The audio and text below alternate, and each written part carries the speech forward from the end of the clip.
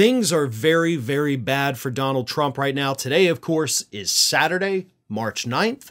On Monday, March 11th, Donald Trump has to pay the $91 million that he owes E. Jean Carroll, which, of course, is the $83 million judgment, the $5 million judgment, and, of course, interest on those two amounts.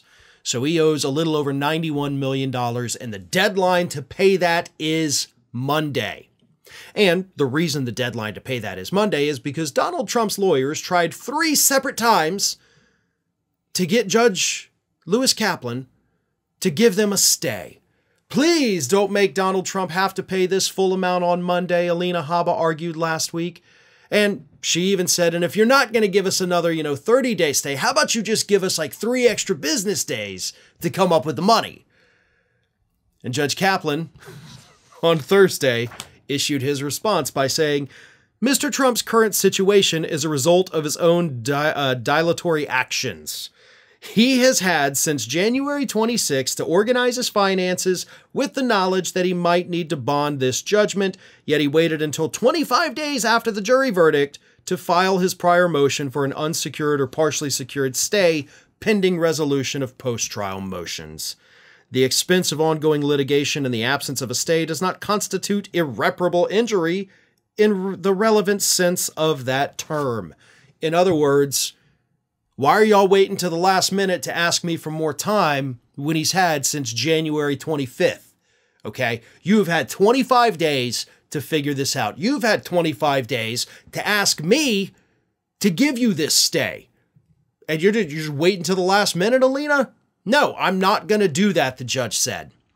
So Trump has to pay the $91 million by close of business on Monday. And what happens if he doesn't? I mean, he's not going to go to jail if he doesn't pay.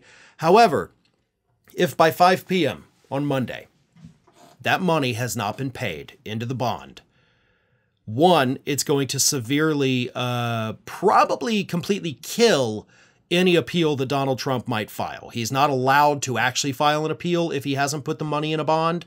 So if he doesn't pay it, the appeals are pretty much gone. Secondly, if he doesn't pay it by 5 p.m. on Monday, then at 9 a.m. on Tuesday morning, Roberta Kaplan, the lawyer for E. Jean Carroll, can file a motion with Judge Lewis Kaplan, no relation, and ask him for permission to start seizing Donald Trump's assets, which Kaplan could immediately rule on. So Trump now has 2 days to pay, or in 3 days, he could see his assets begin being seized by E. Jean Carroll. That's pretty remarkable. Now, Trump had claimed in a deposition with this case that he has $400 million in the bank.